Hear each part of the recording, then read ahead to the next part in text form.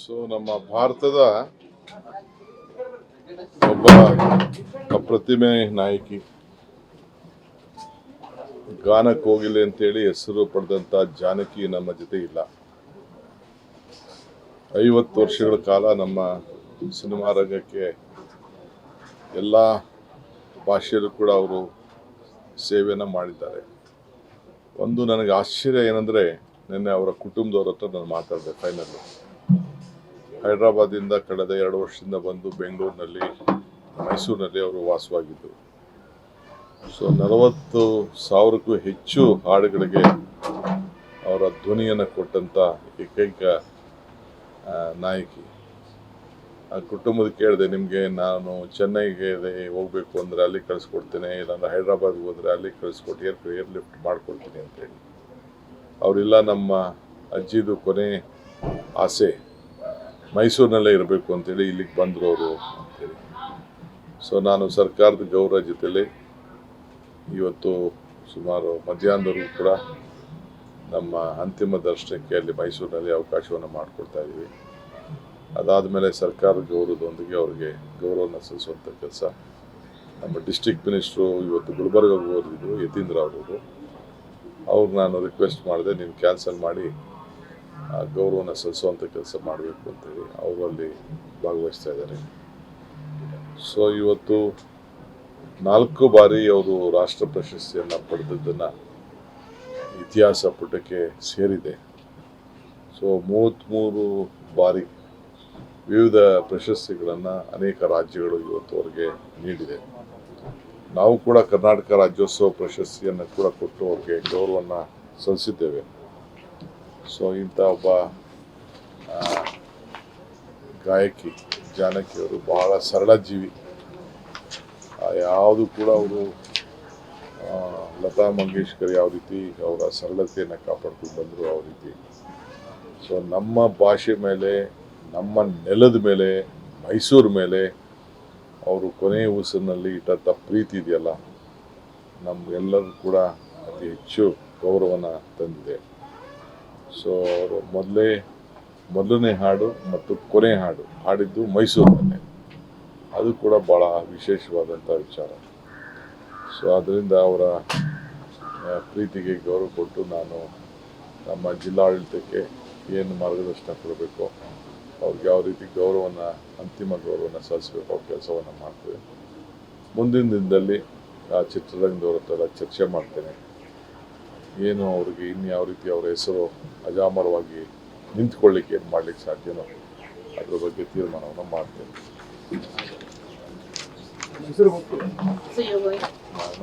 Mysuru I have some other work.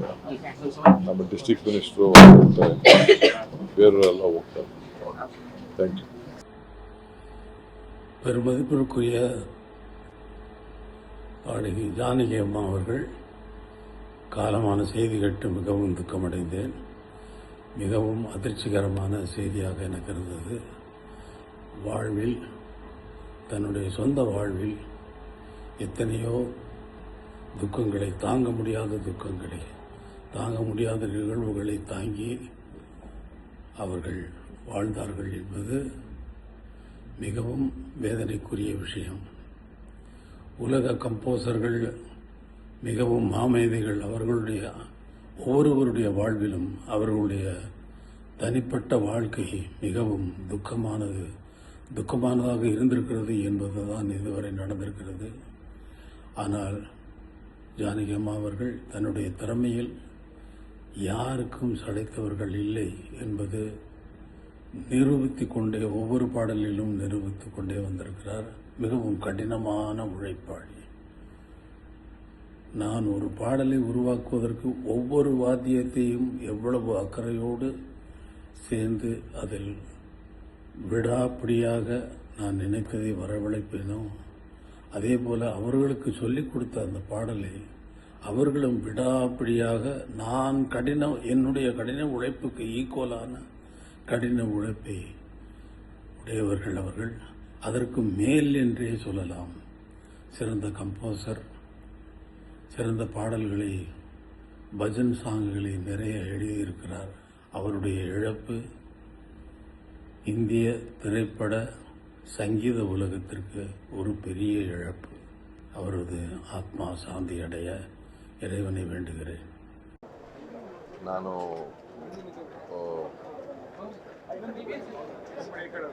ಇತ್ತೀಚಿನ ದಿನಗಳಲ್ಲಿ ನಾವು ಯಾವುದೋ ಒಂದು ಕಾರ್ಯಕ್ರಮಕ್ಕೆ ಜಾನಕಮ್ಮನ್ನ ಹೇಗಾದರೂ ಮಾಡಿ ಕರ್ಕೊಂಡ್ಬರ್ಬೇಕು ಅಂತ ಭಾಳ ಒಂದು ಆಸೆ ಇಟ್ಕೊಂಡಿದ್ದೆ. ಸಡನ್ ಆಗಿ ಈ ರೀತಿ ಒಂದು ನ್ಯೂಸ್ ಬರಬೇಕಾದ್ರೆ ಒಂದು ರೀತಿ ಗಾಯಕನಾಗಿ ಅಷ್ಟೇ ಅಲ್ಲದೆ ಅವರ ಹಾಡುಗಳ ಒಬ್ಬ ಶಿಷ್ಯನಾಗಿ, ಯಾಕಂದರೆ ನಾವೆಲ್ಲರೂ ಇವರ ಹಾಡುಗಳಿಂದ ಕಲಿತದ್ದು ನಮಗೊಂದು ಕಡೆ ಮನೋರಂಜನೆ ಆದರೆ ಇನ್ನೊಂದು ಕಡೆ ಕಲಿಕೆ. ಅವ್ರ ಹಾಡುಗಳನ್ನು ಕೇಳ್ತಾ ಇದ್ರೆ ಕಲಿತೀವಿ.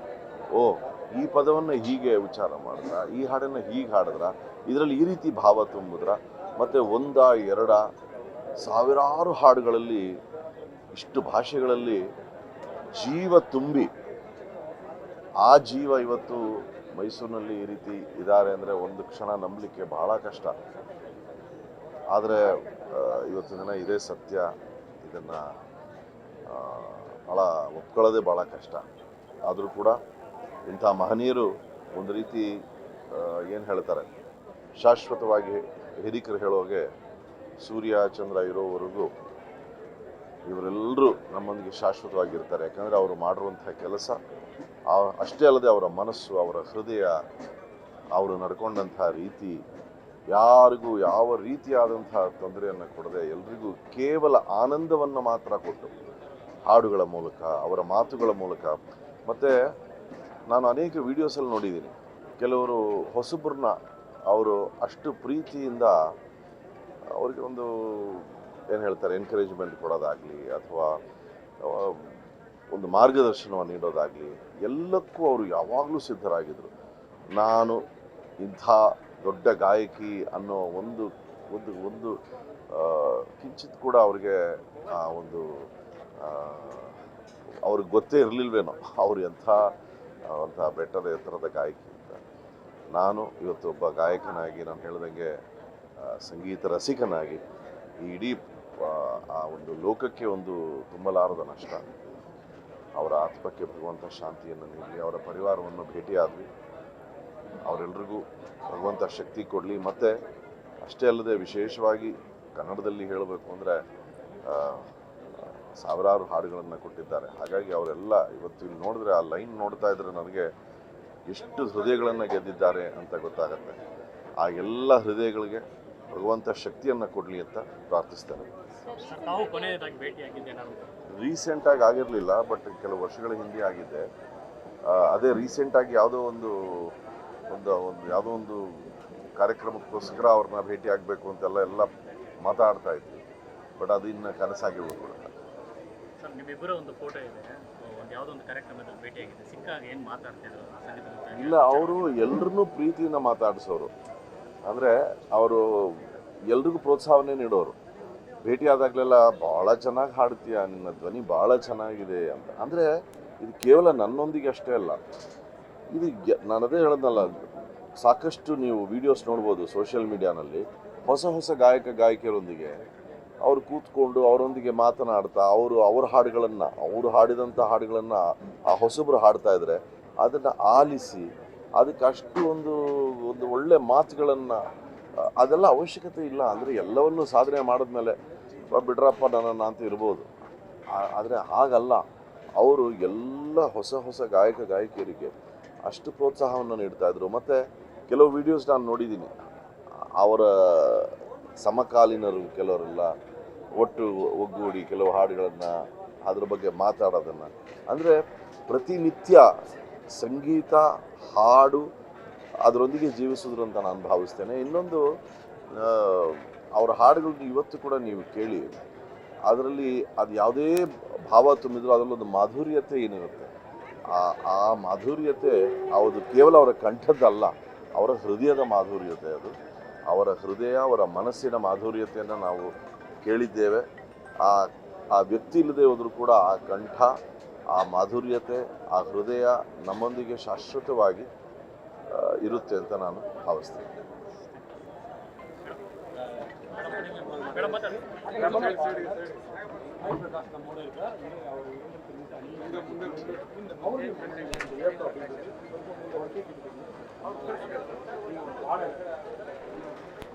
ಮಾಧ್ಯಮಕ್ಕೆ ನನ್ನ ನಮಸ್ಕಾರಗಳು. ಇದೊಂದು ಸಂಸ್ಕೃತಿಗೆ ಕೋಡು ಬರೆಸ್ಕೊಳ್ಳುವಂಥ ಒಂದು ಸಂದರ್ಭದಲ್ಲಿ ನಾವಿದ್ದೀವಿ.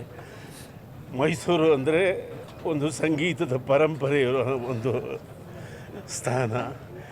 ಕರುನಾಡು ಅಂದರೆ ಹಾಡು ಮತ್ತು ಸಂಸ್ಕೃತಿಗೆ ಶ್ರೇಷ್ಠವಾದ ಜಾಗ. ಇಂಥ ರಾಜ್ಯಕ್ಕೆ ಒಂದು ಸಾಂಸ್ಕೃತಿಕ ಕೋಡು ಮೂಡಿಸ್ಕೊಳ್ಳುವಂಥ ಒಂದು ಸಂದರ್ಭ ನಮಗೆ ಒದಗಿ ಬಂದಿದೆ.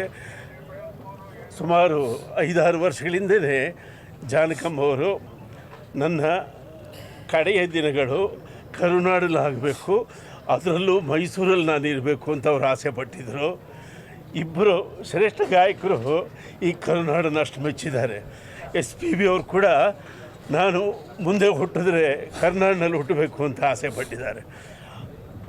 ಈಕೆ ಕೂಡ ಮರುಜನ್ಮದಲ್ಲಿ ನಂಬಿಕೆ ಇತ್ತೋ ಇಲ್ಲೋ ಗೊತ್ತಿಲ್ಲ, ಅದರನ್ನೇ ಕಡೆ ದಿನಗಳು ಮೈಸೂರಲ್ಲಿರಬೇಕು ಅಂತ ಆಸೆಪಟ್ಟು ಅವರು ತಮ್ಮ ಶಿಷ್ಯನ ಒಂದು ಫಾರ್ಮ್ ಹೌಸ್ನಲ್ಲಿ ವಾಸ ಮಾಡಿದರು.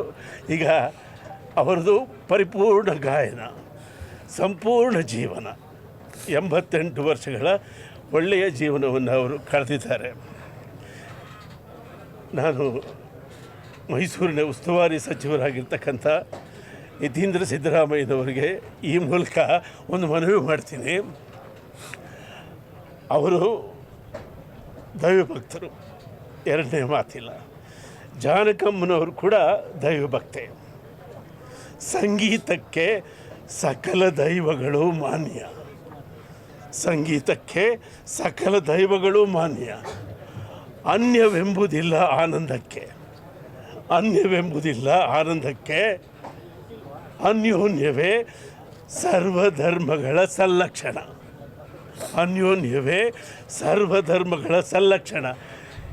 ಈ ನೀತಿಯನ್ನು ನಮ್ಮ ತಾಯಿ ಜಾನಕಮ್ಮನವರು ಸುಮಾರು 6 ದಶಕಗಳ ಕಾಲ ತಮ್ಮ ವೃತ್ತಿ ಜೀವನದಲ್ಲಿ ಪಾಲಿಸಿದ್ದಾರೆ. ಅವರಿಗೆ ಎಲ್ಲ ಭಾಷೆಯೂ ಪ್ರಿಯ, ಎಲ್ಲ ದೈವಗಳೂ ಪ್ರಿಯ, ಎಲ್ಲ ಧರ್ಮಗಳೂ ಪ್ರಿಯ. 6 ದಶಕಗಳ ಕಾಲ ತಮ್ಮ ಸಂಗೀತದಲ್ಲಿ ಅವರು ಎಲ್ಲವನ್ನು ಆರಾಧಿಸಿ ಪೂಜಿಸಿದ್ದಾರೆ. ಅಂಥ ತಾಯಿ ಇವತ್ತು ಮೈಸೂರಿನಲ್ಲಿ ಮಣ್ಣಾಗುವ ಮುಂಚೆ ನಾವು ಕಣ್ತೆರೆದಿದ್ದೇವೆ. ಈಗ ಅವರ ಪ್ರಿಯ ಶಿಷ್ಯನ ಜಾಗದಲ್ಲಿ ಅವರ ಸಮಾಧಿ ಆಗಲಿದೆ. ನಾನು ನಮ್ಮ ಕರ್ನಾಟಕದ ಸಂಗೀತ ಸಂಘದ ಪರವಾಗಿ ಒಂದು ನಿರ್ಧಾರ ತೆಗೆದುಕೊಂಡು ಇವತ್ತು ಹೇಳ್ತಾ ಇದ್ದೀನಿ. ಆ ಶಿಷ್ಯ ಒಪ್ಪಿದರೆ, ಅವ್ರ ಕುಟುಂಬದವರು ಒಪ್ಪಿದರೆ, ನಾವು ಅಲ್ಲಿ ಜಾನಕಮ್ಮನವರ ಬೃಹತ್ ಧ್ಯಾನ ಮಂಟಪದ ಒಂದು ಮೆಮೋರಿಯಲನ್ನು ನಿರ್ಮಿಸ್ತೇವೆ. ಅದಕ್ಕೆ ನಮ್ಮ ಸಂಗೀತದ ಸಂಘದ ಪೂರ್ತಿ ನೆರವೇರುತ್ತೆ. ಸಾರ್ವಜನಿಕರು, ಅವರ ಅಭಿಮಾನಿಗಳು, ಸರ್ಕಾರ ಇದ್ರ ಜೊತೆಯಲ್ಲಿ ಕೈಗೂಡಿಸ್ಬೇಕು ಅಂತ ನಾನು ವಿನಂತಿ ಮಾಡ್ಕೋತಾ ಇದ್ದೀನಿ. Thank you.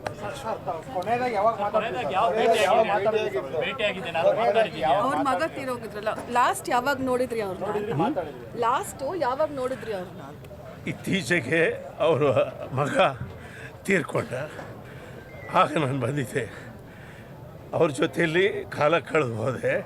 ಆ್ಯಕ್ಚುಲಿ ಮಗನ ನಿರ್ಗಮನವೇ ಅವರಿಗೆ ತ್ರಾಣವನ್ನು ಕಡಿಮೆ ಮಾಡ್ತು. ಆ್ಯಕ್ಚುಲಿ ಆಕೆ ಇನ್ನೂ 2-3 ವರ್ಷ ಬದುಕಿರುವಂಥ ಚಾನ್ಸಸ್ ಇತ್ತು. ಆದರೆ ಮಗನ ಕಳ್ಕೊಂಡ ದುಃಖದಿಂದ ಆಕೆ ನಮ್ಮನ್ನು ಅಗಲಿದ್ದಾರೆ. ಆದರೂ ಆ ತಾಯಿದು ಪೂರ್ಣ ಜೀವನ, ಸಂಪೂರ್ಣ ಗಾಯನ ನಮ್ಮ ಕರುನಾಡಿಗೆ ಆಕೆ ಒಂದು ಕೋಡು. ಆಕೆಯ ನೆನಪನ್ನು ನಾವು ಒಂದು ಧ್ಯಾನ ಮಂಟಪದ ಮುಖಾಂತರ, ಸಂಗೀತ ಶಾಲೆಯ ಮುಖಾಂತರ ಮುಂದಿನ ಪೀಳಿಗೆ ರವಾನಿಸೋದು ನಮ್ಮೆಲ್ಲ ಕರ್ತವ್ಯ ಆಗಿದೆ. Thank you. ಗ್ರೇಟ್. ಅವರಿಲ್ಲ, ಅವ್ರ ಹಾಡುಗಳು ನಿಜವಾಗ್ಲೂ ಸಾಯಲ್ಲ. ಇವತ್ತು ಅವರ ಆತ್ಮ ಶಾಂತಿಯುತವಾಗಿ ಮಲಗಿದೆ. ಸರ್ಕಾರ ಸ್ಟ್ಯಾಚ್ಯೂನೂ ಇಡಲಿ, ರೋಡ್ಗೊಂದು ಹೆಸರು ಇಡಲಿ. ಮಧ್ಯಷ್ಟು ಹೇಳ್ದಂಗೆ ಕಲಾಮಂದಿರದ ಅವ್ರಿಗೊಂದು ಪೀಠ ಸ್ಥಾಪನೆ ಮಾಡಿಕೊಟ್ರೆ ತುಂಬ ಒಳ್ಳೆಯದು ಅಂತ ಕೇಳ್ಕೊತೀನಿ.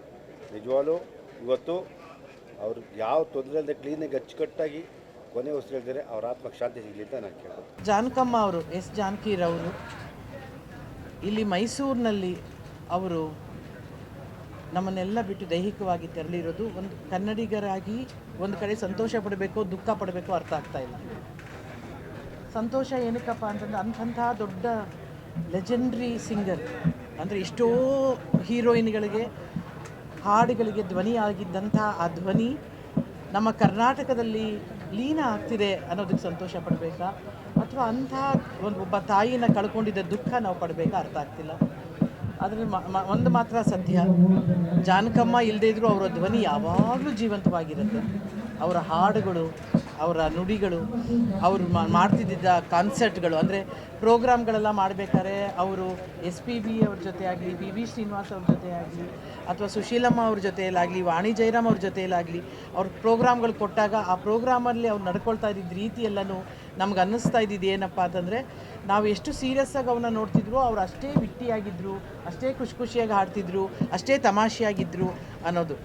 ಅಂದರೆ 1900 ಈಗ ತಾನೇ ಹೇಳ್ತಿದ್ದೆ, 1959ರಲ್ಲಿ ಡಾಕ್ಟರ್ ರಾಜ್ಕುಮಾರ್ ಅವರು ಮೊದಲ ಯುಗಳ ಗೀತೆಯನ್ನು ಹಾಡಿದ್ದ ಚಿತ್ರ ಮಹಿಷಾಸುರ ಮರ್ದಿನಿ.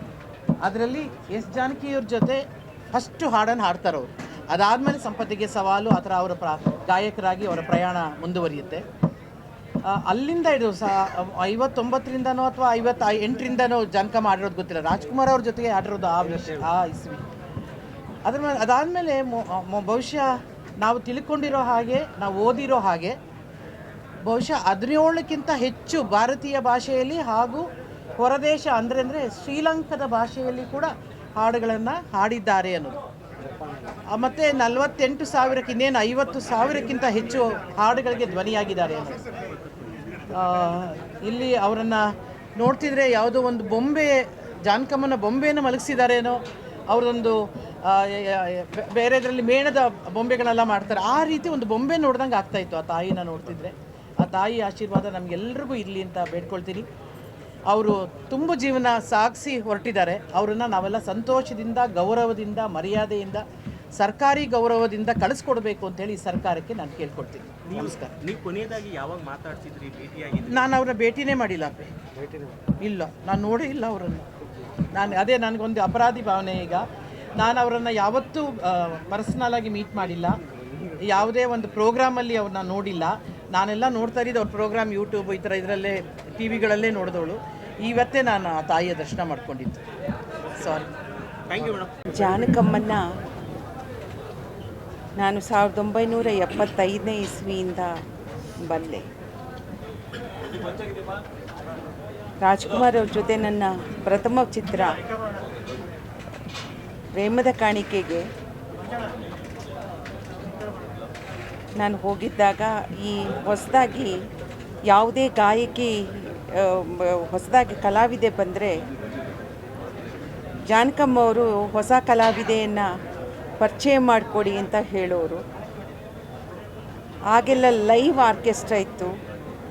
ಆಗ ನಾವು ಅಲ್ಲಿ ಹೋಗಿ ಜಾನಕಮ್ಮ ಅವ್ರನ್ನ ನೋಡಿದಾಗ ನಮ್ಮ ವಾಯ್ಸನ್ನು ನೋಡಿ ಅವರು ಆ ವಾಯ್ಸಿನ ರೀತಿಯಲ್ಲಿ ಪ್ರತಿಯೊಬ್ಬ ಕಲಾವಿದೆಗೂ ಕೂಡ ಧ್ವನಿಯನ್ನು ನೀಡ್ತಾಯಿದ್ರು. ಅವರಲ್ಲಿ ಇರುವಷ್ಟು ವೈವಿಧ್ಯತೆ ನಾವು ಇನ್ಯಾರಲ್ಲೂ ಕಾಣೋಕ್ಕೆ ಸಾಧ್ಯವಿಲ್ಲ. ಅತ್ಯಂತ ಸರಳ. ಬಹುಶಃ ಭಾರತೀಯ ಚಿತ್ರರಂಗದಲ್ಲಿ ಇಷ್ಟು ದೊಡ್ಡ ರೆಕಾರ್ಡ್ ಮಾಡಿರ್ತಕ್ಕಂಥವರು ಬಹಳ ವಿರಳ ಅಂತ ನನಗನ್ಸುತ್ತೆ. ಕನಿಷ್ಠ 20 ಭಾಷೆಗಳಲ್ಲಿ 48,000 ಹಾಡು ಹೇಳೋದು ಅಂದರೆ ಅಷ್ಟು ಸುಲಭದ ಮಾತಲ್ಲ. ಅಂಥ ಶ್ರೇಷ್ಠ ಗಾನ ಕೋಗಿಲೆ ಇವತ್ತು ನಮ್ಮನ್ನೆಲ್ಲ ಬಿಟ್ಟು ಅಗಲಿದ್ದಾರೆ. ನಿಜಕ್ಕೂ ಭಾರತೀಯ ಚಿತ್ರರಂಗಕ್ಕೆ ಇದು ಬಹಳ ದೊಡ್ಡ ನೋವು. ಆದರೆ ಕನ್ನಡ ಚಿತ್ರರಂಗಕ್ಕಂತೂ ನಿಜವಾಗ್ಲೂ ಆ ಜಾಗನ ಬರೆಸಲಿಕ್ಕೆ ಸಾಧ್ಯವೇ ಇಲ್ಲ. ಶತಮಾನಕ್ಕೊಂದು ನಕ್ಷತ್ರ ಅಂತಾರಲ್ಲ, ಹಾಗೆ ಜಾನಕಮ್ಮನವರು ಕೊಟ್ಟಂಥ ಆ ಹಾಡುಗಳ ಮುಖಾಂತರ ನಾವೆಲ್ಲ ಇವತ್ತು ಜನರಿಗೆ ಪರಿಚಿತರಾಗಿದ್ದೀವಿ. ನಮ್ಮ ಗೆಲುವಿನ ಹಿಂದೆ ಅವರಿದ್ದರು. ಇವತ್ತು ಅಲ್ಲಿ ಅವ್ರು ಮಲಗಿದ್ದು ನೋಡಿದಾಗ ನಿಜವಾಗ್ಲೂ ಶಾಂತವಾಗಿ ಚಿರನಿದ್ರೆಗೆ ಜಾರಿದ್ದಾರೆ. ಅವರ ಆತ್ಮಕ್ಕೆ ಶಾಂತಿ ಸಿಗಲಿ. ಅವರ ಕುಟುಂಬಕ್ಕೆ ಮತ್ತು ಅವರೆಲ್ಲ ಪ್ರೇಕ್ಷಕ ವರ್ಗಕ್ಕೆ ಈ ನೋವನ್ನು ಭರಿಸುವಂಥ ಶಕ್ತಿ ಕೊಡಲಿ ಅಂತ ನಾನು ಆ ದೇವರಲ್ಲಿ ಕೇಳ್ಕೊಳ್ತೇನೆ. ಹಾಗೆ ನಾನು ಈ ಸಂದರ್ಭದಲ್ಲಿ ಸರ್ಕಾರದಲ್ಲೂ ಕೂಡ ಒಂದು ಮಾತನ್ನು ಕೇಳಲಿಕ್ಕೆ ಇಷ್ಟಪಡ್ತೇನೆ. ಮೈಸೂರಂದರೆ ಅವರು ಮೈಸೂರಿನ ಸೊಸೆ, ಮೈಸೂರಲ್ಲೇ ಬಾಳಬೇಕು, ಮೈಸೂರಿನಲ್ಲೇ ನಾನು ಇರಬೇಕು ಅಂದರು. ಅವರು ಇಲ್ಲೇ ತನ್ನ ಉಸಿರನ್ನು ಕೂಡ ಬಿಟ್ಟರು. ಈ ನಾಡಿನಲ್ಲಿ ಅವರು ಕೊಟ್ಟ ಕೊಡುಗೆಯನ್ನು ನಾವು ಯಾವತ್ತೂ ಯಾರೂ ಮರೀಲಿಕ್ಕೆ ಸಾಧ್ಯವಿಲ್ಲ. ಮೈಸೂರು ವಿಶ್ವವಿದ್ಯಾಲಯದಲ್ಲಿ ಸಂಗೀತದ ಒಂದು ಅಧ್ಯಯನ ಪೀಠವನ್ನು ತೆಗಿಬೇಕು ಅಂತ ನಾನು ಸರ್ಕಾರದಲ್ಲಿ ಬೇಡ್ಕೋತೇನೆ. ಅದರ ಮೂಲಕ ಜಾನಕಮ್ಮನವರು ನಿರಂತರವಾಗಿ ಅವರ ಅಧ್ಯಯನದಿಂದ ಇರ್ತಾರೆ ಅನ್ನುವಂಥ ನಂಬಿಕೆ. ಇದಿಷ್ಟನ್ನು ಹೇಳಲಿಕ್ಕೆ ಇಷ್ಟಪಡ್ತೇನೆ. ನಮಸ್ಕಾರ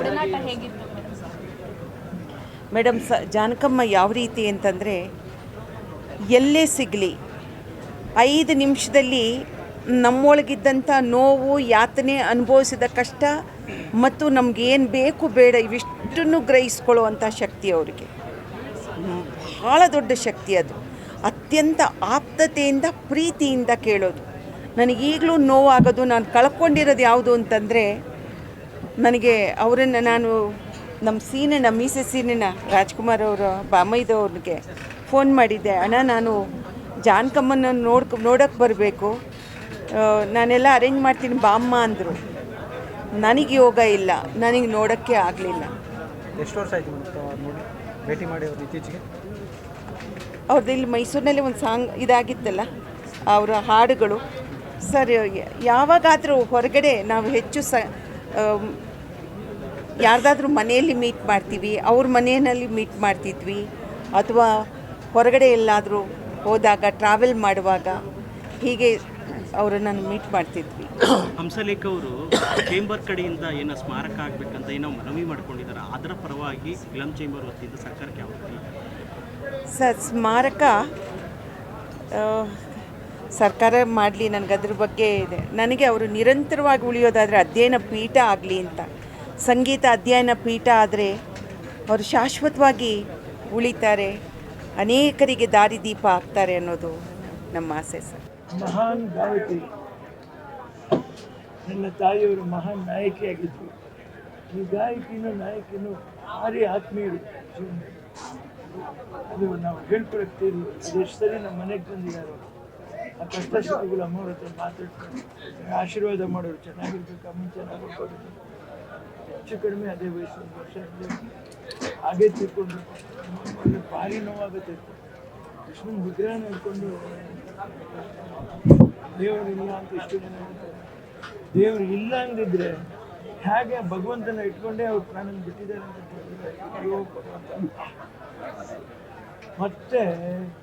ಮತ್ತೆ ಹುಟ್ಟಿ ಬಾ ಅನ್ನುವಂಥದ್ದು ಸಾಧ್ಯನೇ ಇಲ್ಲ. ಆ ಥರ ಹುಟ್ಟಕ್ಕೂ ಆಗಲ್ಲ. ಆ ಥರ ಆ ಮುಖಚರ್ಯ ಇಟ್ಕೊಂಡು ಇನ್ನೊಬ್ರು ಬಂದರೂ ಕೂಡ ಕಂಠನೇ ಬರೋಕ್ಕಾಗಲ್ಲ. ಸಾಧ್ಯನೇ ನನ್ನ ಅಂದಾಜಿಗೆ ಅವ್ರಿಗೆ ಸಿಕ್ಕಿರೋ ಪ್ರಶಸ್ತಿಗಳೇ ಸಾಲದು ಅಂತ ನನಗೆ ಅನ್ನಿಸ್ತಿದೆ. ಏನು 48,000 ಹಾಡೋದ್ರ ಮೇಲೆ ಎಷ್ಟು ಭಾಷೆಗಳಲ್ಲಿ ಅವ್ರು ಹಾಡಿರೋದು. ಅರೇಬಿಯಾ ಭಾಷೆಯಲ್ಲಿ ಹಾಡಿದ್ದಾರೆ, ಜಾಪನೀಸ್ ಭಾಷೆಯಲ್ಲಿ ಹಾಡಿದ್ದಾರೆ. ಇಂಟರ್ನ್ಯಾಷನಲ್ ಪ್ರಶಸ್ತಿ ಒಂದು ಸಿಗಬೇಕು, ದಾದಾ ಸಾಹೇಬ್ ಫಾಲ್ಕೆ ಪ್ರಶಸ್ತಿ ಸಿಗಬೇಕು. ಖಂಡಿತ ಅಂಥ ಕಂಠ ಎಷ್ಟೋ ಮಿಸ್ ಮಾಡ್ಕೋತೀವಿ. ಕೆಲವು ಶ್ರೇಷ್ಠ ಕಲಾವಿದರು ಇವತ್ತು ನಾವು ಮತ್ತೆ ಕೊಡ್ತೀವಿ ಅಂದರೆ ಅವರಿಲ್ಲ. ಅಮ್ಮವರು ಇಲ್ಲೇ ಇದ್ದಿದ್ದಾರೆ ನೋಡಿ. ನಮ್ಮ ಕರ್ನಾಟಕದಲ್ಲಿ ಅವರೆಲ್ಲೋ ಜನಿಸಿ ಕರ್ನಾಟಕದಲ್ಲಿ ಆತ್ಮೀಯತೆಯಿಂದ ನಮ್ಮ ಮೈಸೂರು ಮಹಾರಾಜರ ಊರಿನಲ್ಲಿ ಬಾಳಿ ಇಲ್ಲೇ ನಿಧನರಾದರು ಅನ್ನುವಂಥದ್ದು ಅದು ಹೆಮ್ಮೆ ಪಡಬೇಕಾದ್ದು ಅನ್ನೋದಕ್ಕಿಂತ ನಿಧನರಾಗಬಾರ್ದಾಗಿತ್ತು, ಇನ್ನೊಂದಷ್ಟು ಕಾಲ ಬದುಕಬೇಕಾಗಿತ್ತು. ಅವ್ರು ಹೇಗೆ ಇರಲಿ, ಅವ್ರ ಕಂಠ ನಾವು ಕೇಳಬೇಕಾಗಿತ್ತು. ಮಾತಾಡಿದ್ರೇ ಸುಮಧುರವಾಗಿರೋದು ಮಾತುಗಳು, ಮುತ್ತು ಉದುರಿದಾಗ ಮುತ್ತದ ಮಾತುಗಳು. ಖಂಡಿತ ಹೇಳ್ತಾ ಇದ್ದೀನಿ, ಯಾವುದೇ ಭಾಷೆ ಇರಲಿ ಆ ಲಿಪಿಗಳನ್ನ ಚೂರು ಬದಲಾಯಿಸ್ತೀರ ಹಾಗೇ ಹಾಡೋರು. ಅಂಥವ್ರು ನಮಗೆ ಅಷ್ಟು ಸರಿನೂ ಆಶೀರ್ವಾದ ಮಾಡಿದ್ದಾರೆ, ಎಂದೂ ಮರೆಯೋಕ್ಕಾಗಲ್ಲ. ನಮ್ಮ ಕುಟುಂಬಕ್ಕೆ ಆಗುವಂಥ ಈ ನೋವನ್ನ ಕನ್ನಡಿಗರಿಗೆ, ಅದರಲ್ಲೂ ಅವ್ರ ಅಭಿಮಾನಿಗಳಿಗೆ ಈ ನೋವನ್ನ, ಈ ಅಗಲಿಕೆ ನೋವನ್ನ ಸಹಿಸಿಕೊಳ್ಳುವಂಥ ಶಕ್ತಿ ಕೊಡಲಿ. ಸದಾಕಾಲ ಅವರು ನಮ್ಮ ಹೃದಯಗಳಲ್ಲಿ, ನಮ್ಮ ಹೃದಯದ ಸಿಂಹಾಸನದ ಮೇಲೆ ರಾರಾಜಿಸ್ತಾ ಇರ್ತಾರೆ. ಇಡೀ ಪ್ರಪಂಚದಲ್ಲಿ ಅವರಿಗೆ ಪ್ರಶಸ್ತಿ ಕೊಡುವಂಥದ್ದು ಮರಣಾಂತರ ಪ್ರಶಸ್ತಿ ಖಂಡಿತ ಕೊಡಬೇಕು ಕರ್ನಾಟಕ ಸರ್ಕಾರ. ಇನ್ನೂ ಹಲವಾರು ಜನ ಕಲಾವಿದರಿದ್ದಾರೆ, ಮರಿಬಾರ್ದು, ಕೊಡಬೇಕು. ಅವ್ರನ್ನ ಕೊಟ್ಟು, ಈಗ ಅವ್ರು ತೀರ್ಕೊಂಡಿದ್ದಾರೆ, ಅವ್ರ ಮನೆಯವರಾದರೂ ಅದನ್ನು ನಮ್ಮ ಇದು ಇಷ್ಟು ಸಾಧನೆ ಇದೆ ಅನ್ನೋಂಥದ್ದು ಸಂತೋಷ ಪಡಬೇಕು ಆ ಪ್ರಶಸ್ತಿ ಅಂತ.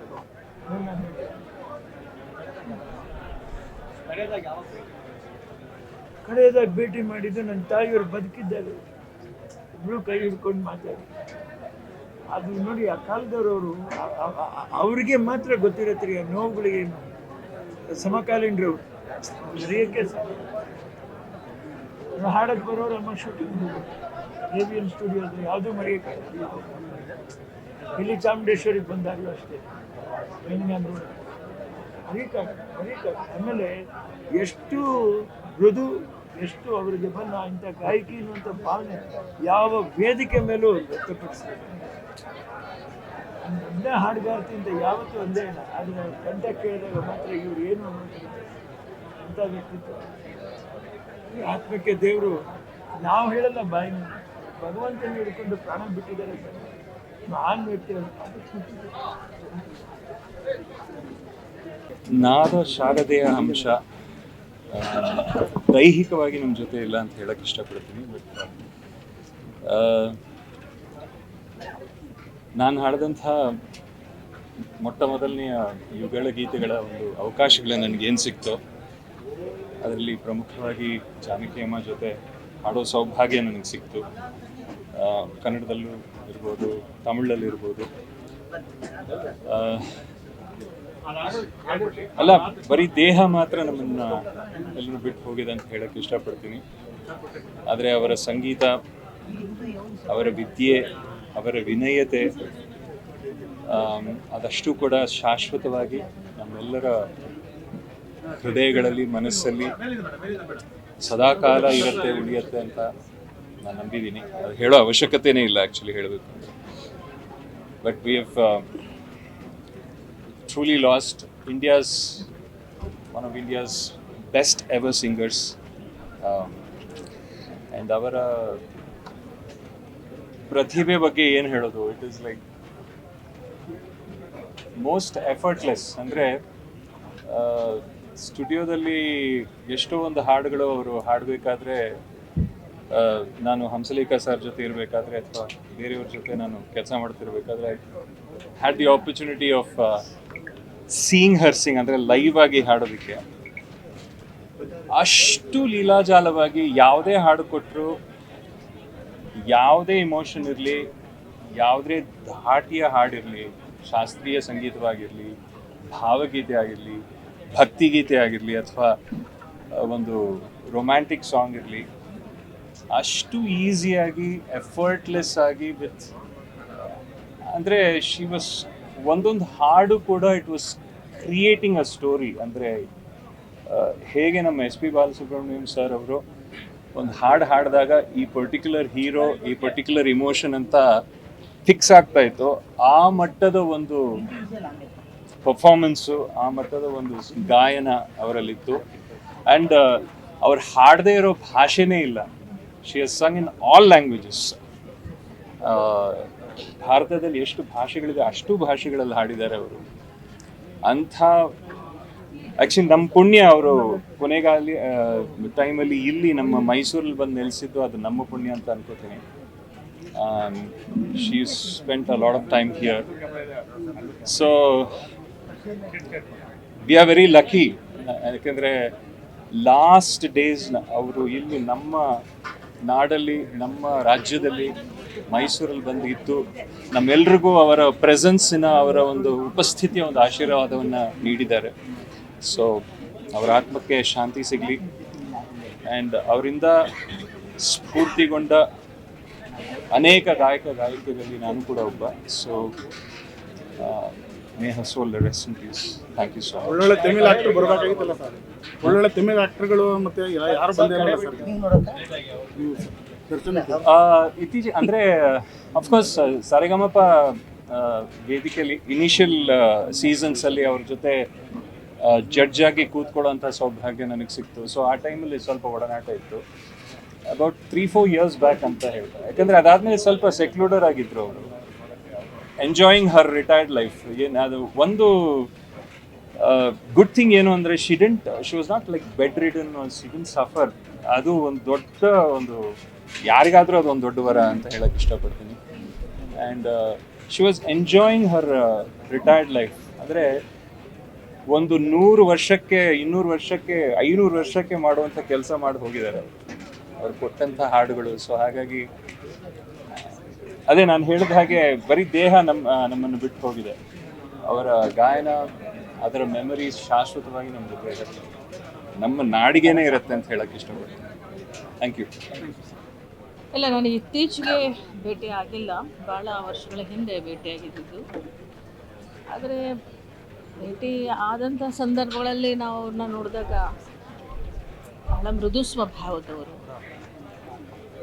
ಮತ್ತು ಅವರು ಪ್ರತಿಯೊಬ್ಬರನ್ನು ಕೂಡ ಬಹಳ ಗೌರವದಿಂದ ಪ್ರೀತಿಯಿಂದ ಕಾಣ್ತಿದ್ರು. ಅವ್ರು ಪ್ರೀತಿಸೋ ಒಂದು ರೀತಿ, ಅವರು ಎಕ್ಸ್ಪ್ರೆಸ್ ಮಾಡ್ತಾ ಇದ್ದ ರೀತಿಯನ್ನು ನೋಡಿದರೆ ಅದೆಷ್ಟು ಹೃದಯ ತುಂಬ ಪ್ರೀತಿಯ ಕಣಜು ಅವರಲ್ಲಿ ಎಷ್ಟು ತುಂಬಿತ್ತು ಅಂತ ಹೇಳಿದ್ರೆ ಅದು ಸಾಧ್ಯ ಆಗೋದಿಲ್ಲ ಹೇಳೋದಕ್ಕೆ. ಅದನ್ನು ಆ ಕ್ಷಣದಲ್ಲಿ ಅನುಭವಿಸಿದವರಿಗೆ ಮಾತ್ರ ಅದು ಗೊತ್ತಿರ್ತದೆ. ಅದರಿಂದ ಭಾಳ ಸಲ ನಾನು ಭೇಟಿಯಾಗಿದೆ, ಆ ನಂತರದಲ್ಲಿ ನಾನು ಭೇಟಿ ಆಗಿರಲಿಲ್ಲ. ಅವ್ರನ್ನ ನೋಡಿದಾಗೆಲ್ಲ ನನಗೆ ಒಂದು ರೀತಿಯ ದೈವಿಕ ಭಾವನೆ ಬರ್ತಿತ್ತು. ಮತ್ತು ಅವರು ಕೂಡ ಹಾಗೇ ಇರ್ತಿದ್ರು ಕೂಡ. ಅದು ವೈಯಕ್ತಿಕವಾಗಿ ಅವರ ಗುಣಧರ್ಮಗಳು ಇಂಥ ದೊಡ್ಡ ಒಂದು ಸ್ಥಾನಮಾನಗಳನ್ನು ಜಗತ್ಪ್ರಸಿದ್ಧಿಯನ್ನು ಪಡ್ಕೊಂಡ್ರೂ ಕೂಡ ಸಹಜವಾದ ಬದುಕನ್ನು, ಒಂದು ನೈಜವಾದ ಬದುಕನ್ನು ಮತ್ತು ಒಂದು ಸಾಂಸ್ಕೃತಿಕವಾಗಿ ಒಂದು ಮಾದರಿಯ ಬದುಕನ್ನು ಬದುಕಿದಂಥವರು ಕೂಡ. ಆ ರೀತಿಯ ಬದುಕನ್ನು ಬದುಕೋದು, ಆಮೇಲೆ ತುಂಬ ಸ್ವಾಭಿಮಾನಿ, ಕಠಿಣವಾದ ಒಂದು ನಿಲುವುಗಳನ್ನು ಅವರು ತಗೊಳ್ತಿದ್ರು ಮತ್ತು ವೃತ್ತಿ ಧರ್ಮವನ್ನು ಅತ್ಯಂತ ನಿಷ್ಠೆಯಿಂದ ಪ್ರಾಮಾಣಿಕವಾಗಿ ಪಾಲಿಸ್ತಾ ತಮ್ಮನ್ನು ತಾವು ಸಂಪೂರ್ಣವಾಗಿ ಬದುಕಿನಾದ್ಯಂತ ಅರ್ಪಣೆ ಮಾಡಿಕೊಂಡಂಥದ್ದು. ಹಾಗಾಗಿ ಅವರಿಗಾಗಿನೇ ಈ ಒಂದು ಸಂಗೀತ ಜಗತ್ತು ಹುಟ್ಟಿದ್ಯೋ ಅಥವಾ ಸಂಗೀತ ಜಗತ್ತಿಗಾಗಿ ಅವರು ಹುಟ್ಟಿದ್ರು ಅನ್ನೋ ಹಾಗೆ ಒಂದಕ್ಕೊಂದು ಅದನ್ನು ಬಿಡಿಸಿ ಬೇರೆ ಮಾಡಿ ನಾವು ನೋಡ್ಲಿಕ್ಕೆ ಸಾಧ್ಯ ಆಗೋದಿಲ್ಲ. ಅಷ್ಟು ಆ ಸಾಮ್ರಾಜ್ಯದಲ್ಲಿ ತಲ್ಲೀನರಾಗ್ಬಿಡ್ತಿದ್ರು ಅವರು, ಸಂಗೀತ ಸಾಮ್ರಾಜ್ಯದಲ್ಲಿ ತಲ್ಲೀನರಾಗ್ಬಿಡ್ತಿದ್ರು. ಏನೋ ಹೇಳ್ಬೋದು, ಕನ್ನಡಕ್ಕೆ ಬಹಳ ದೊಡ್ಡ ಕೊಡುಗೆ ಇದೆ. ಇಷ್ಟು ಭಾಷೆಗಳಲ್ಲಿ ಸುಮಾರು ಒಂದು 15-20 ಭಾಷೆ ಮಾಡಿರ್ಬೋದು ಅನ್ಕೋತೀನಿ. ಅವರು ಕೆಲವೊಂದು ಕಡೆ ಹೇಳ್ಕೊಂಡಿದ್ದಾರೆ ಕೂಡ, ಒರಿಸ್ಸಾ ಭಾಷೆಯಲ್ಲಿ, ಬಂಗಾಳಿ ಭಾಷೆಯಲ್ಲಿ, ಪಂಜಾಬಿ, ತುಳು, ಕೊಂಕಣಿ, ದಕ್ಷಿಣದ ಭಾಷೆಗಳು, ತಮಿಳು, ಕನ್ನಡ, ತೆಲುಗು, ಜರ್ಮನು, ಜಪಾನ್, ಆ ಥರದ ಫ್ರೆಂಚು, ಆ ಥರದ ಭಾಷೆಗಳೆಲ್ಲ ಹಾಡಿದ್ದಾರೆ. ಅಂದರೆ ಅದಷ್ಟು ಸುಲಭವಾಗಿ ಒಲಿಯುವಂಥದ್ದಲ್ಲ. ಅವರು ನಮ್ಮ ಭಾಷೆಯನ್ನು ತಮ್ಮದಾಗಿಸ್ಕೊಳ್ತಕ್ಕಂಥದ್ದು ಕ್ಷಣಾರ್ಧದಲ್ಲಿ. ಅದಕ್ಕೊಂದು ದೊಡ್ಡ ಕೃಷಿನೇ ಬೇಕು. ನಾವೊಂದು ಭಾಷೆನ ಕಲಿಬೇಕು ಅಂತಂದರೆ ಅಷ್ಟು ಸುಲಭವಾದ ಒಂದು ಭಾಷೆನ ಹೇಳೋದು, ಒಂದು ಭಾಷೆ. ನಮ್ಮ ಅಕ್ಕಪಕ್ಕದ ರಾಜ್ಯದ ಭಾಷೆನೇ ಅರುಕು ಮುರುಕು ಮಾತಾಡ್ತೀವಿ ನಾವು. ಸಂಪೂರ್ಣವಾಗಿ ಕಲಿಬೇಕು, ಬರ್ಕೊಳ್ಬೇಕು, ಅದನ್ನು ಧ್ಯಾನ ಕೊಟ್ಟು ಅದನ್ನು ಗಮನಿಸಿ ಅಪಭ್ರಂಶವಾಗದೆ ಸ್ಫುಟವಾಗಿ ಹಾಡಬೇಕು ಅಂದರೆ ಅದು ಜಾನಕಿ ಅಮ್ಮವ್ರಿಗೆ ಮಾತ್ರ ಸಾಧ್ಯ ಆಯಿತು. ಅದು ಅವರೊಬ್ಬರೇ. ಇನ್ನೂ ಬಹಳ ದೊಡ್ಡದ ಎತ್ತರದ ದೇಶದ ಗಾಯಕಿಯರು ಇರಬಹುದು, ಬಟ್ ಈ ವಿಷಯದಲ್ಲಿ ಜಾನಕಮ್ಮ ಅವ್ರನ್ನ ಬಿಟ್ಟರೆ ಮತ್ತಾರೂ ಸರಿಸಾಟಿ ಅಲ್ಲ ಅವರಿಗೆ ಅಂತ. ವಿಶೇಷವಾಗಿ ಅವರು ಕೊನೆಯ ಕ್ಷಣಗಳನ್ನು ನಮ್ಮ ಮೈಸೂರಿನ ಸಾಮ್ರಾಜ್ಯ, ನಮ್ಮ ಸಾಂಸ್ಕೃತಿಕ ನಗರಿಯಲ್ಲಿ ಅವರು ತನ್ನ ಬದುಕನ್ನು ಕೊನೆಗಾಣಿಸ್ಕೋಬೇಕು ಅಂತ ಅವರು ಅಭಿಲಾಷೆ ಪಟ್ಟಿದ್ದು ಕೂಡ ಯಾರಿಗೇನು ಅನಿಸುತ್ತೋ ನನಗೆ ಇದು ನಮ್ಮ ರಾಜ್ಯದ ನಮ್ಮ ಭಾಗ್ಯ ಅಂತ ನಾನು ಭಾವಿಸ್ತೀನಿ. ಅಂತಹ ಒಂದು ಸಾಮ್ರಾಜ್ಞಿಯನ್ನು ನಮ್ಮ ರಾಜ್ಯದ, ನಮ್ಮ ಮೈಸೂರಿನ ಮಣ್ಣಿನಲ್ಲಿ ನಾವೆಲ್ಲ ಸೇರಿ ಮಣ್ಣು ಮಾಡೋದು ಅಂತಂದರೆ ನಿಜಕ್ಕೂ ಕೂಡ ಅದು ಕನ್ನಡಿಗರ ಭಾಗ್ಯ. ಅಗತ್ಯ ಇದೆ ಅದನ್ನು ಹೌದು, ಖಂಡಿತ ಅಗತ್ಯ ಇದೆ. ಯಾವ ನೆಲ ಆದ್ರೇನು, ಯಾವ ಭಾಷೆ ಆದ್ರೇನು, ಅಂತಹ ಒಂದು ಸಾಮ್ರಾಜ್ಞಿಯನ್ನು ನಾವಿಲ್ಲಿ ಇಟ್ಕೊಂಡಿದ್ದೀವಿ ಅಂತ ಹೇಳಿದ್ರೆ ಆ ನೆನಪನ್ನು ನಾವು ಚಿರಸ್ಥಾಯಿಯಾಗಿ ಉಳಿಸ್ಬೇಕಾಗ್ತದೆ. ನಾನು ಸಹ ಆ ಒಂದು ಅನಿಸಿಕೆಯಲ್ಲೇ ಭಾವನೆಯಲ್ಲೇ ಇದ್ದೇನೆ. ಸರ್ಕಾರಕ್ಕೆ ನಾನು ಗಮನಕ್ಕೆ ಕೊಡ್ತೇನೆ ಅಂತಕ್ಕಂಥ ಸರ್ಕಾರವೂ ಕೂಡ ಅದನ್ನು ಬಹುಶಃ ಒಪ್ತಾರೆ ಅಂತ ನಾನು ಅಂದ್ಕೊಂಡಿದ್ದೇನೆ. ಆಗಬೇಕು. ಗಾನಕ್ಕೋಗಿರೆ ನಮ್ಮ ಒಡನಾಟ ಅಲ್ಲ. ನಾನು ಒಂದೇ ಒಂದು ಇದು ಮಾತು ಹೇಳಿ, ನಮ್ಮ ತಾಯಿ ಸಂಗೀತ ಸಿಂಗರ್. ಅವರು ಬರೀ ಜಾನಕಿ ಅಮ್ಮವ್ರ ಹಾಡನ್ನ ಮಾತ್ರ ಹಾಡ್ತಾಯಿದ್ರು ವಾದ್ಯಗೋಷ್ಠಿಗಳಲ್ಲಿ. ನಮ್ಮ ತಾಯಿಯವರು ತುಂಬ ಫೇಮಸ್ ಆಗಿರೋದೇ ಜಾನಕಿ ಅಮ್ಮವ್ರ ವಾಯ್ಸಲ್ಲಿ. ನಮ್ಮ ತಾಯಿಯ ಕಡೆಯ ಏನು ಉಸಿರಿತ್ತು, ನಮ್ಮ ತಂದೆ ವಯಲಿನಿಸ್ಟು ಅಂದರೆ ಪಿಟೀಲು ವಾದಕರು, ನಮ್ಮ ತಾಯಿ ಸಿಂಗರು, ನಮ್ಮ ಅಣ್ಣ ಡ್ರಮ್ಮರು, ನಮ್ಮ ತಂಗಿ ಉಷಾ ಅವರು ಸಿಂಗರು. ನಾವೆಲ್ಲ ಆರ್ಕೆಸ್ಟ್ರಾ ಫ್ಯಾಮಿಲಿಯವರು. ನಾವೆಲ್ಲ ಜಾನಕಮ್ಮವ್ರನ್ನ ಹಾಡುಗಳನ್ನ, ಎಸ್ ಪಿ ಅವ್ರ ಹಾಡುಗಳನ್ನ, ಪಿ ವಿಶ್ವನಾಥ್ ಅವರ ಹಾಡುಗಳನ್ನ ಹಾಡಿ ಜೀವನ ಮಾಡ್ತಾಯಿದ್ದವರು. ಅದರಲ್ಲೂ ನಮ್ಮ ತಾಯಿಯವರು ಬರೀ ಜಾನಕಿಯವರು. ಅವರ ಕಡೆಯ ಉಸಿರು ಬೆರಳನ್ನ ಹಿಂಗೆ ತಾಳೆ ಹಾಕ್ಕೊಂಡು ಎಸ್ ಜಾನಕಿ ಮೇಡಮ್ ಅವರ ಕರೆದರೂ ಕೇಳದೆ ಹಾಡನ್ನ ಹಾಡ್ಕೊಂಡೇ ನಮ್ಮ ತಾಯಿ ಅವರು ಉಸಿರನ್ನ ಬಿಟ್ಟರು. ಅದನ್ನು ನಾನು ಇವತ್ತು ಹೇಳೋಕ್ಕೆ ಇಷ್ಟಪಡ್ತೀನಿ. ಅಂದರೆ ನೀವು ಲೆಕ್ಕ ಹಾಕ್ಕೊಳ್ಳಿ, ಜಾನಕಿ ಅಮ್ಮವ್ರನ್ನ ಇಷ್ಟಪಡದೇ ಇರೋಂಥವ್ರು ಯಾರು ಸಂಗೀತದಲ್ಲಿ. ಅವರು ಹುಟ್ಟು ಕಲಾವಿದರು, ಹುಟ್ಟು ಸಂಗೀತಗಾರರು. ಈಗ ಕೆಲವರೆಲ್ಲ ಒಂದೊಂದು ಏನು ಒಂದೊಂದು ಥರದ ಹಾಡುಗಳಿಗೆ, ಕೆಲವರು ಈ ಫಾಸ್ಟ್ ಸಾಂಗ್ಗಳಿಗೆ ಫಿಕ್ಸ್ ಆಗಿರ್ತಾರೆ, ಅಥವಾ ಇನ್ನೊಂದು ಮೆಲಡಿ ಇವ್ರು ಆಡ್ತಾರೆ, ಇವರು ಫಾಸ್ಟ್ ಸಾಂಗ್ ಆಡ್ತಾರೆ, ಇನ್ನೊಬ್ರು ಪ್ಯಾತು ಆಡ್ತಾರೆ, ಈ ಥರ ವಾಯ್ಸ್ಗಳಿರುತ್ತೆ. ಆದರೆ ಜಾನಕಿಯವ್ರ ವಿಷಯದಲ್ಲಿ, ಮೇಡಮ್ ವಿಷಯದಲ್ಲಿ ಯೂನಿವರ್ಸಲ್ ಅದು ಸಂಗೀತದ ಯೂನಿವರ್ಸಲ್. ಅಂಥವ್ರು ಇವತ್ತು ನಮ್ಮನ್ನು ಹಗಳಿದ್ದಾರೆ. ಇವತ್ತು ಹಗಳಿದಂತಲ್ಲ, ನಾನೊಂದು ಸತ್ಯ ಹೇಳ್ತೀನಿ ಎಲ್ಲರ ಮುಂದೆ. ಯಾವತ್ತೂ ಅವರು ಹಾಡೋದನ್ನ ನಿಲ್ಲಿಸಿದಲ್ಲ. ಅದು ಏನು ಮಾಡೋಕ್ಕಾಗಲ್ಲ. ಮನುಷ್ಯ ಅಂದಮೇಲೆ ಏಜ್ ಆಗೇ ಆಗುತ್ತೆ. ನಮ್ಮ ದೇಹ ಪರ್ಮಿಟ್ ಮಾಡಲ್ಲ ಹಾಡೋದಕ್ಕೆ. ಪರ್ಮಿಟ್ ಮಾಡಿದ್ರೆ ಕಡೆ ಉಸಿರು ತನಕ ಸಂಗೀತಗಾರರಾಗಲಿ, ವಾದ್ಯಗಾರರಾಗಲಿ, ಯಾವುದೇ ಕಲಾವಿದ ತನ್ನ ಕಡೆ ಉಸಿರು ಇರೋ ತನಕನೂ ಆ ಫೀಲ್ಡಲ್ಲೇ ಅದರಲ್ಲೇ ಜೀವ ಬಿಡಬೇಕು ಅಂತ ಅಂದ್ಕೊಂಡಿರ್ತಾನೆ. ಆದರೆ ನಮ್ಮ ದೇಹ ಒಪ್ಪಲ್ವಲ್ಲ. ಆವಾಗ ಯಾವತ್ತು ಅವ್ರು ನಿಲ್ಲಿಸಿದ್ರು ಹಾಡೋದನ್ನ, ನನಗನ್ಸುತ್ತೆ ಆವತ್ತೇ ಅವರ ಎಲ್ಲೋ ನಿಂತೋಗಿದೆ ಅಂತ ಅನಿಸುತ್ತೆ. ಜೀವನ ಮಾಡ್ಬೋದು, ಆದರೆ ಒಂದು ಹಾಡೋವಂಥ ಕೋಗಿಲೆ ಯಾವತ್ತು ವಾಯ್ಸ್ ನಿಲ್ಲಿಸ್ತೋ ಆವತ್ತೇ ಅವರು ತನ್ನ ಜೀವನ ಇಷ್ಟೇ ಅಂತ ಅಂದ್ಕೊಂಡಿರ್ತಾರೆ. ಇವತ್ತು ನಮ್ಮ ಮುಂದೆ ದೇಹದಲ್ಲಿ ಅವರು ತೀರ್ಕೊಂಡಿರ್ಬೋದು, ಆದರೆ ಇಡೀ ಭಾರತದಲ್ಲಿ ಇಂಥ ಒಬ್ಬ ಗಾಯಕರು ಇಲ್ಲ. ಅದರಿಂದಾಗಿ ಅವರ ಆತ್ಮಕ್ಕೆ ದೇವರು ಶಾಂತಿ ಕೊಟ್ಟರು. ಯಾಕೆಂದರೆ ದೇವರು ಅಂದಮೇಲೆ ದೇವರೇ ಸಂಗೀತ ಪ್ರಿಯರು. ಸಂಗೀತದಿಂದನೇ ದೇವ್ರನ್ನ ಹೊಲ್ಸೋಕ್ಕಾಗೋದು. ಎಂತೆಂಥ ಅದು ಕ್ಲಾಸಿಕಲ್ ಸಾಂಗ್ಸ್ ಹಾಡಿದ್ದಾರೆ, ಎಂತೆಂಥ. ಅದರಿಂದಾಗಿ ನಮ್ಮ ಚಿತ್ರರಂಗದ ಪರವಾಗಿ ನಾನು ಕರ್ನಾಟಕ ಫಿಲ್ಮ್ ಅಕಾಡೆಮಿ ಅಧ್ಯಕ್ಷನಾಗಿ ಅವರಿಗೆ ನಮ್ಮ ಎಲ್ಲರ ಕಲಾವಿದರ ಪರವಾಗಿ ನಮನವನ್ನು ನಾನು ಸಲ್ಲಿಸ್ತೀನಿ. ಜೊತೆಗೆ ನಮ್ಮ ಅವರು ಎಲ್ಲ ಇದ್ದಾರೆ, ಅವರು ಇಲ್ಲಿ ಅವರ ಯಾವ ಜಾಗದಲ್ಲಿ ಅವರ ಮಗ ಅಂತಲೇ ಅವರು ಅಂದ್ಕೊಂಡಿದ್ದಾರೆ. ಆ ಜಾಗದಲ್ಲಿ ಈಗ ಸಾಯಂಕಾಲ ಬಂದ್ ಮಾಡ್ತಾ ಇರುತ್ತೆ. ಹೌದು, ಎಚ್ ಡಿ ಕೋಟೆ ಅಲ್ಲ, ಇಲ್ಲೇ ಮೈಸೂರೊಳಗೆ. ನಮಗೆ ಏನು ಅನಿಸಿದೆ ಅಂತ ಹೇಳಿದರೆ, ಜಾನಕಿ ಅಮ್ಮವರು ಇಡೀ ಭಾರತಕ್ಕೆ ಬೇಕಾದವರು. ಅದರಿಂದ ಇದು ನಮ್ಮ ಮೈಸೂರು ಸಂಸ್ಕೃತಿ, ಕಲೆಯ ಪರಂಪರೆಯನ್ನು ಹೊಂದಿರುವಂಥ ಊರು. ಇಲ್ಲೇ ನಾನಿದ್ದು ಇಲ್ಲೇ ಜೀವ ಬಿಡಬೇಕು ಅಂಥೇಳಿ ಅವರು ಇಲ್ಲಿ ಬಂದ ಮೇಲೆ ಮೈಸೂರಿಗೆ ಇದೊಂದು ನಮಗೆ ಇದೊಂದು ಒಳ್ಳೆಯ ಒಂದು ವಿಷಯ ಆಗಿರೋದ್ರಿಂದ ಜಾನಕಿ ಅಮ್ಮರ ಮೆಮೊರಿಯಲ್ನ ಇಲ್ಲೇ ಶುರು ಮಾಡಬೇಕು. ಅವ್ರ ಹೆಸರಲ್ಲಿ ಒಂದು ಮೆಮೊರಿಯಲ್ ಆಗಬೇಕು. ಆದರೆ ಅದು ಸರ್ಕಾರದಿಂದನೇ ಆಗಬೇಕು. ನಮ್ಮ ಯತೀಂದ್ರ ಸಾಹೇಬರು ಇಲ್ಲಿದ್ದಾರೆ, ನಮ್ಮ ಸಿದ್ದರಾಮಯ್ಯ ಸಾಹೇಬರು ಕೂಡ ಕಲೆ ಸಾಹಿತ್ಯಕ್ಕೆ ಮೈಸೂರಿಗೆ ತುಂಬ ಹೆಸರುವಾದಿ ಆದಂಥ ಅವ್ರಿಗೆ ಗೊತ್ತಿರ್ತದೆ.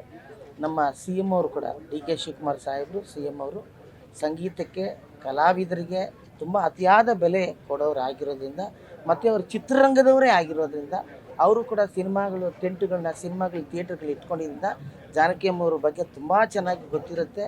ಅವರಿಗೆ ನಾವು ಇದನ್ನು ತಿಳಿಸಿ ಅವ್ರ ಮೆಮೋರಿಯಲ್ನ ಅವ್ರು ಯಾರು ಅವ್ರ ಜಾಗ ಇವಾಗ ಕೊಟ್ಟಿದ್ದಾರೋ ಅವರು ಈಸಿಯಾಗಿದ್ದಾರೆ, ಜಾಗ ಕೊಡೋಕ್ಕೂ ರೆಡಿ ಇದ್ದಾರೆ.